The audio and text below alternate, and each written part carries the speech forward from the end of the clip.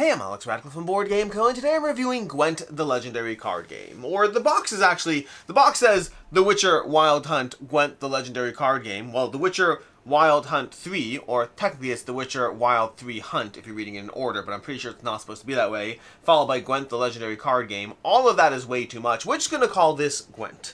Gwent is a game that is from the world of The Witcher. If you've played The Witcher video game, you can play it in there. It might be in The Witcher books. I've read a few of the books here and there, but I don't honestly remember if Gwent was present in the books or only present in the video game, but it's from the world of The Witcher. And now it's on your tabletop, or it's on my tabletop, but it can be on your tabletop, but honestly I don't really recommend it, so maybe it shouldn't be on your tabletop. Let's go ahead and dive into the review. Gwent, the legendary card game, is a two-player. There are other modes. There's solo, there's a 2-for-2, there's free-for-all, there's all these things, but it's primarily a two-player head-to-head. Hey, hello there. It's a two-player head-to-head card game in which you're going to choose one of the factions, use either the pre-constructed deck or construct your own deck. I recommend starting with the pre-constructed deck, but honestly, the best part of the game is building your own deck, so go to there if you do enjoy this game at all. And then from there, you're just going head-to-head until you have a kind of best of three. Best of three is what you're trying to do. You have your gems over here. Whenever you lose a gem. First person to lose both their gems loses the game, otherwise known as best of three. But in the game, you're going to go ahead and have your leader. Then you're going to go ahead and draw 10 cards. 1, 2, 3, 4, 5, 6, 7, 8, 9, 10. And that's it. I think there's 10 cards over here. That is all you do over there. Then from there, you take turns doing one of three things. You either play a card. There's going to be 3 rows: melee, ranged, and siege. So you have 3 different rows that you're playing to. It only matters as far as some abilities are concerned. And then you can play a card, or you can use a leader ability, or you can pass for the round, at which point you are done for the round. That's all you're doing. But as you play a card, so for example, I'll take a melee card, I'll play it into my melee row. It is worth noting there is a playmat if you want to use this. I don't recommend it. I also don't recommend the game in general, so I'm not sure. It's a terrible playmat. We'll get to that later. But you play a card to melee row. We're going to bump our strength up by 3, and then we can look at any abilities. Sometimes it's going to be text, other times it's just a little icon over here. This icon ability is going to multiply their strength if there are other units with the same name, and that's our turn. The opposing player can go ahead and play a card as well. We'll have them play this. This is going to go to the range row, so it's a row behind the melee row. And this one has a strength of 7, so we'll bump their strength up to 7. And this ability, this wouldn't have been an ideal play right now. That one basically is Scorch, if I recall correctly. If I have 10 or more strength on my side, then they can go ahead and kill a unit, basically, sending it to the discard pile. Then I go back and forth and I play a card. Now notice you don't draw cards. You only draw cards if abilities let you draw cards, otherwise you just have your 10 cards. And the important part is you have your 10 cards for the entire game. Again, past card draw, generally there'll be some card draw, but of your deck of 30-ish cards, you're only drawing 10 cards the entire game, plus whatever card draw abilities you have. And so you do have to pace yourself. You might have the coolest cards in your hand, but you have to kind of know to a certain extent how far to push things, like how far are you actually trying to invest in this, versus are you just backing off because this isn't the battle you can actually win. That's the game. There's other things to it. There's a whole book full of game modes over here, so you can play free-for-all, 2 versus 2, a solo mode, stuff like that. There's deck construction. That's going to be the best part of the game, because some things that are missing here that are typically in card games that you might be familiar with, and you might not realize they're missing at first until you start playing and then realize they're missing. You don't draw at the start or end of your turn automatically. There's no mana cost for the various characters or cards you play. You just play a card. That's all you do in your turn. You play a card. Lots of the abilities are going to be this little symbol on the sideboard. It's easy to look at your hand and then not realize that many of the cards are basically coming with abilities that are on that side. So you want to be paying attention to those because that's where most of the text is going to come in. You also have your leader abilities. You don't want to forget those when you utilize those. But the game is pretty much have a hand of cards, play cards, do the abilities of cards, pass occasionally until whatever, and then you'll lose a battle at some point. Someone will lose a battle, and then just play best of 3. It is very, very straightforward as far as what the game is doing, and while, let's go ahead and dive into the review. Let's go ahead and dive into a review of what I like, don't like, and see others not liking. I've already been pretty clear about my general thoughts on this game, but there are some things to like over here. The main thing I'll say is the deck construction. That's going to be one of 2 things that I like about this game. Well, past the world of The Witcher, but that doesn't do enough, doesn't carry the game over here.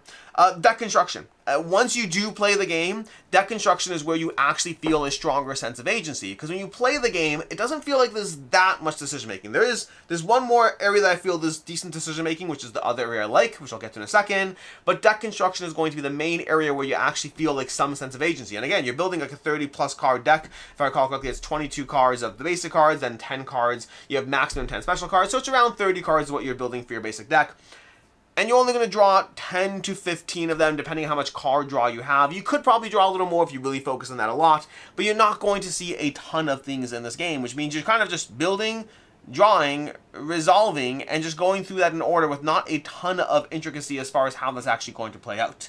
And then the other thing I like is deciding when to commit versus when to back off. That aspect of looking at the table and seeing how much your opponent is investing in this battle and deciding for yourself, do you think this is the time to push it, or do you think it's time to back off on this one? That's the other area that I enjoy about the game, that decision point as far as, are you investing in this or not? Those are the two main things I like. Everything else is kind of in the don't like camp. Let's start off with the components. I mentioned the map to a certain extent. I mean, the tokens are not that great, but they're tokens. It is what it is. The cards are fine. They're cards, and that's kind of all you get in the game. You get this map, which I would rather they not have included. It is a paper mat. A terrible... If you're not going to include a decent board in this game, don't include this at all. This is worse than useless in my opinion. I literally would rather play on a plain board. You don't need the map. They provide they provide this knowing that you probably won't use it. But hey, we have a board, so we can check that box off. This feels offensive. The components are not great. The mat in particular is terrible. No card draw. You just deal with what you get. I don't love that in this game. I don't love that in general. Like, it just feels like you really have, you draw your entire hand at the beginning. You have all those cards for the entire game, and like, granted, if you play a game like any card game, if you play Magic the Gathering, you know, sure, you have a 60 card deck or whatever, but you're not going to play through your full thing. We know that. Most games you won't play through your full deck. You won't see it all. That's fine. But the limit of how few cards you see in Gwent, and the fact that you draw them all at the beginning and then, well, again, past some card draw abilities, it really just doesn't feel super engaging compared to a standard card game. There's not a ton of real decisions either. Very rarely did I find that the cards were intricate enough to provide meaningful decisions as far as what to do once they are in your hand. Some deck building, yes. A little bit of the deck building trying to decide there, absolutely.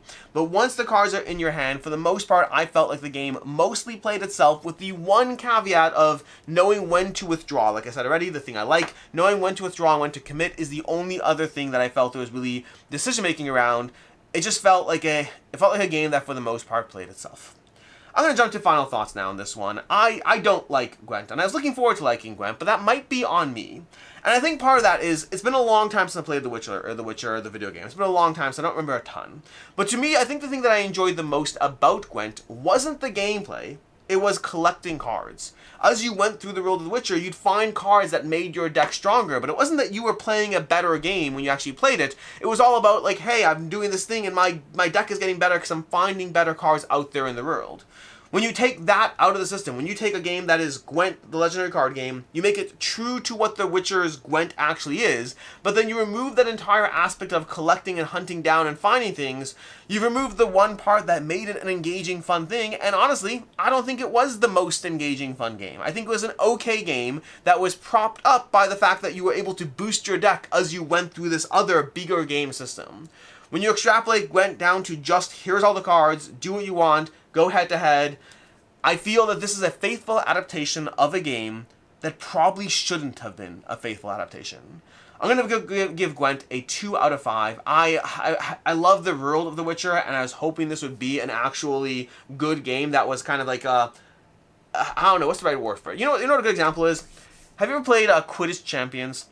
Quidditch is a terrible game. This is a random offshoot, but hey, once we're diving into like games adapted from their literative works, Quidditch is a terrible game that makes no sense. And it makes no sense. 150 points for the snitch is so stupid and makes the rest of the game baseline meaningless. And the one part people say is, but Victor Crumb, he caught the snitch and didn't win. That's like, this is some weird testament that Quidditch is a stupid game. And when they turn Quidditch into Quidditch Champions, I think it's called, they changed the rules of Quidditch because you can't actually make Quidditch into a real game and have it be good. You have to sit there and say, this is going to be an homage to Quidditch. It's going to be different than Quidditch. Gwent shouldn't have been Gwent. It should have been something different. It should have been an homage to Gwent. It should have been based on Gwent, but then different to make it better. As it stands, I'm going to stick by what I said already. It is a faithful adaptation that probably shouldn't have been. If you're looking for other game recommendations, definitely check out Radlands. Radlands is going to be a 2-player head-to-head card game that I do think is really great. And then also check out Wizards of the Grimoire, an incredible head-to-head card game that has a lot of nuance and depth. One of those hidden gems you haven't quite heard about as much, but it is an excellent game that is worth checking out. In any case, then until next time, I'm Alex Radical from Board Game Co. Hope you found this video helpful, and as always, I hope you have a good one.